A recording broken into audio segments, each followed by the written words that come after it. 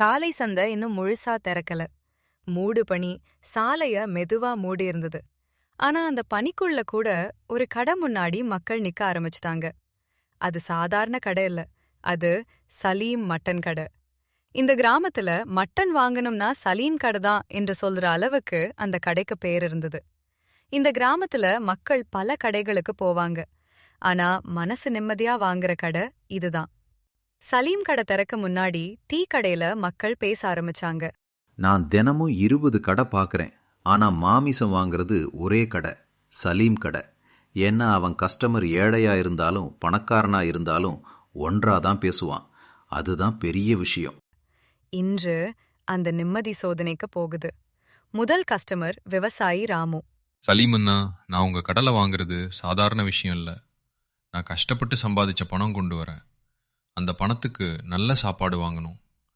நான் வெளியூர்ல வேலை பார்த்தவன், நிறைய கடை பார்த்தேன். ஆனால் உங்க மாதிரி நேர்மையான வியாபாரி ரொம்ப கம்மி.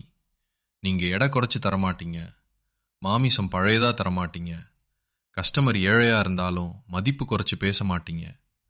அதனால தான் நான் என் வீட்டில் எல்லாருக்கும் சொல்லுவேன், மட்டன் வாங்கணும்னா சலீம் கடை தான் போங்கன்னு. ஒரு வியாபாரி லாபம் மட்டும் இல்ல, மரியாதையும் சம்பாதிக்கணும். சலீம் உள்ள போய் கணக்கு புத்தகம் எடுக்க முயற்சி. புத்தகம் இல்ல. இது பெரிய பிரச்சனை. இந்த புத்தகம் இல்லனா யாரு கடன் வைத்திருக்காங்க தெரியாது. யாராவது மிஸ்யூஸ் பண்ணினா என் பெயர் போயிடும். ஒரு நிமிஷம் ஒரு வாழ்க்கையை மாற்றும். புதிய கஸ்டமர், சிட்டில இருந்து வந்தவர். நான் சிட்டில இருந்து வந்திருக்கேன். என் நண்பன் இந்த கடை ரெக்கமெண்ட் பண்ணான். அவன் சொன்னா அந்த கடை ஓனர் நேர்மையானவர்னு. நான் நம்பிக்கையாக தான் வந்திருக்கேன். நான் நல்ல சாப்பாடு தான் என் குடும்பத்துக்கு வாங்கணும். அவர் நீளமா பேசினார். இவர்களோட நம்பிக்கை காப்பாத்தணும். புத்தகம் கண்டுபிடிக்கணும். சலீம் சோகத்தோட வீட்டுக்கு போறான். சலீம், நேத்து இரவு இருந்து நீ அமைதியா இருக்க, சாப்பிடவே இல்ல. என்ன ஆச்சு? கடையில ஏதாவது பிரச்சனையா? நீ நார்மலி டென்ஷன் இருந்தாலும் என்ன கிட்ட ஷேர் பண்ணுவ. இப்போ நீ அமைதியா இருக்கிறது எனக்கு பயமா இருக்கு. குடும்பம் நாம இருவரும் தான். நீ என்ன ப்ராப்ளம் இருந்தாலும் சொல்லணும். சலீம் சில நிமிஷம் அமைதியா இருந்தான். நான் உன்னை டென்ஷனாக விடணும்னு நினைக்கல. ஆனா இப்போ சொல்லணும். கடை கணக்கு புத்தகம் காணும். அது சாதாரண புத்தகம் இல்ல. அதுல யார் கடன் வைத்திருக்காங்க எல்லாம் இருக்கு. அது தவறான கைக்கு போனா என் பெயர் போயிடும்.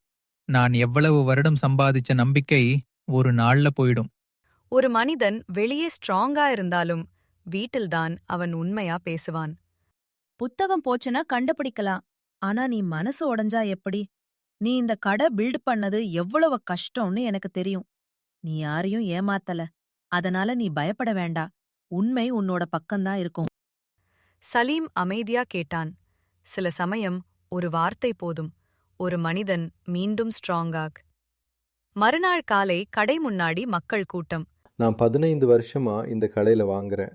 நான் வெளியூரில் போனாலும் இங்கே தான் வாங்குவேன். நான் என் குடும்பத்துக்கு சொல்லுவேன், நம்பிக்கை இருந்தா போதும், அது சலீம் கிட்ட கிடைக்கும். இவங்க இவ்வளவு நம்புறாங்க. நான் இதை காப்பாத்தணும்.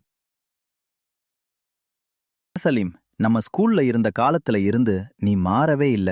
நீ எப்பவும் ஸ்ட்ரெயிட்டு தான். அதனால தான் உன் கடை நல்லா போகுது. நீ இப்படியே இருடா. சில பேர் நம்ம வாழ்க்கை ஹிஸ்டரி தெரிஞ்சவர்கள். அவங்க முன்னாடி தவறு வரக்கூடாது. இத்தனை பேர் நம்புறாங்க. நான் ஸ்ட்ராங்காக இருக்கணும். அப்போதான் நம்மளால கண்டுபிடிக்க முடியும் புத்தகம் எங்க இருக்கும், யார் எடுத்திருப்பாங்க. இது வெளியே வந்தா என்ன ஆகும்? இரவு சலீம் கடை பின்பக்கம் ஒளிந்து நின்றான். உண்மை தப்பிச்சு போகாது. ஒரு நிழல் கதவு திறந்தது. சலீம் பார்த்து ஆச்சரியத்துடன் பேசினான். நான் உன்னை நம்பினேன். என் கடை நம்பிக்கையை நீ என்ன பண்ணிட்ட? சலீம் இவாலோ ஆச்சரியத்துடன் பேசுற அளவுக்கு யார் எடுத்திருப்பாங்க? அங்கதான் யாரும் எதிர்பார்க்காதது நடந்தது. இவந்ததான் கணேஷ். இவங்க ரொம்ப வருஷமா சலீம் கடையில தான் வேலை பார்க்கறாங்க. அண்ணா, நான் தப்பு பண்ணிட்டேன். என் வீட்டில் பிரச்சனை, அம்மா ஹாஸ்பிட்டல். நான் பயந்து இப்படி செய்தேன். நான் பணம் எடுத்ததை விட உங்கள் நம்பிக்கை உடைஞ்சது தான் பெரிய தப்பு. நீ அதை என்கிட்ட கேட்டாலே கொடுத்துருப்பேன். ஆனா நீ என் நம்பிக்கையை உடைச்சிட்ட.